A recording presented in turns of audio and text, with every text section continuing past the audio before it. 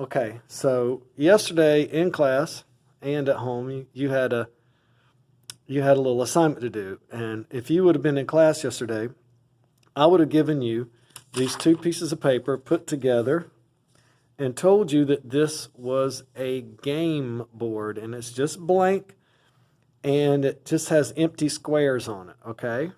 Now, think about what this shape probably is since you're in chemistry class. And what is it? It's the, it's the top three rows of the periodic table. So if you look, this matches the very top of the periodic table. And then, if you would have been in here, I would have given you this, and then I would have given you 18 little pieces. And I would refer to these just as like game pieces.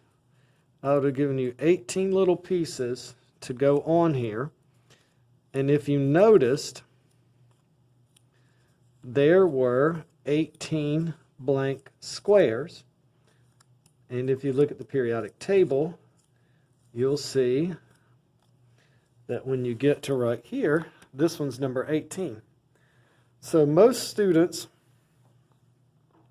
took these game pieces, and the assignment was just take these pieces and put them on the game board in some type of order that makes sense. That was the assignment. All right. So we're looking for patterns.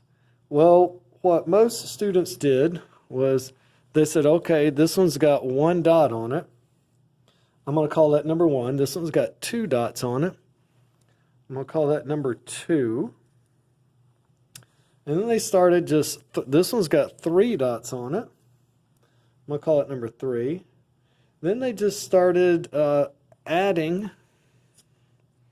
these to the periodic table in order, right? So it's 3. Let's see. That one's 5, so I'm missing 4.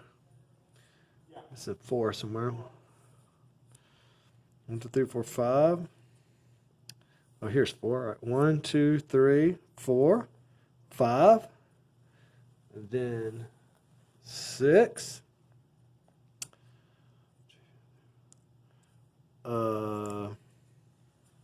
This isn't as easy as it looks. 1, 2, 3, 4, 5, 6, 7, 8. 6, 7, 8. Missing this guy right here. Here he is. 7, 8, 9. Let's see if this guy's 9. 1, 2, 3, 4, 5, 6, 7. 9. 9 dots. And then 10. So we're putting them here. What's the order? It's left to right and then top to bottom, like you're reading a book, like this. Okay? Then, after we got these on there, let's see. 11, 12, 13, 14, 15, 16, 17, 18. All right. After we got them on there, we'll 1, 2, 3, 4, 5, 6, 7, 8, 18. All right. Now, then what we were looking for on this table, that's a pattern. Left to right, top to bottom, like you're reading a book, that's a pattern. But then we started looking for deeper patterns. So then we realized there are many patterns on here now. There are several. Right? There's a pattern right here. If you notice, these 3 guys right here, what we call a column, what we call a stack, like this, that's called a group, okay? So this is group 1, and I will ask you, what is something all 3 of these models in group 1 have in common? At least 1 dot that's outside. Only, yeah, that's right. Only 1 dot. These have 1 dot on their outermost ring. And they're in group 1. We're going to see if that's a coincidence. If we look at group 2 or column 2 or family 2, those are all words for our columns. If we look at group 2, Let's look at how many outer dots each of those have. Well, they have 2, so that seems to work. And then 3, 4, 5, 6, 7, and 8, generally. Now, does anyone remember from 8th grade science what the name for the outer dots are? Okay, now we're all going to say these dots are electrons, right?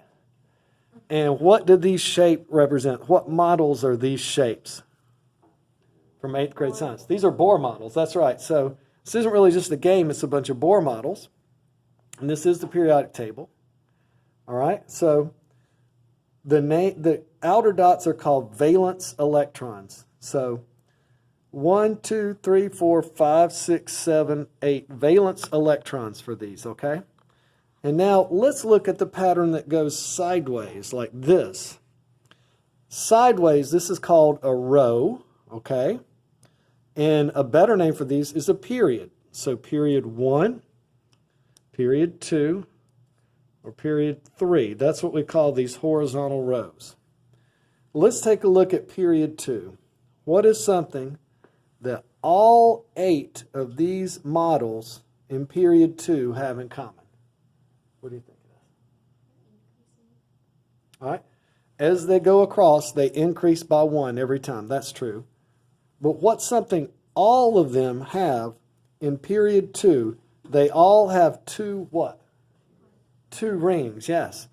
So all of these have 2 rings. And if you look in the first period, all of those have 1 ring. All of these have 2 rings. All of these have 3 rings. So those are some major patterns. Every group that you're in, you're going to have the same number of outer electrons, okay? These all have 5 outer electrons. These all have 6. Every row that you're in, or every period that you're in, that's how many rings you have. Now, one atom on this whole thing is out of place. Can anybody tell me who that is? It seems to be out of place. Do you remember? It's this guy right here. Because he's in group 8, but it's only got 2 outer dots. Now, why does it really fit here perfectly? Can anybody remember that? Why does that really fit there perfectly?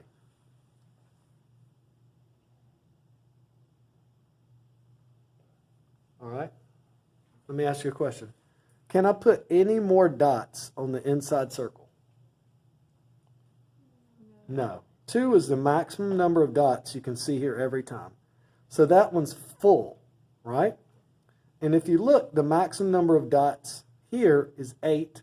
Here is 8. So everybody in this family or group or column, all of those have all the dots that they can have. So those are full, all right? So now we can say this. Since we understand these patterns, okay, we can just grab any model. Look at this guy. We can count the rings, 1, 2, 3. So that means we're going to go down here to the 3rd row, okay? He's going to be somewhere along here. And let's just count the outer dots, 1, 2, 3. So he's down 3 rings over 3 dots. Boom, that's exactly where that fits. So look at this guy right here. How many rings are on him? 2. How many outer dots? 1, 2, 3. So he's going to be down 2 over 3. That's a good coincidence. This guy right here. How many rings are on this guy right here? 3. How many outer dots? 2. So we go down 3 rings over 2. And that's how you can place an atom on the periodic table. These are all Bohr models of atoms. Peace out.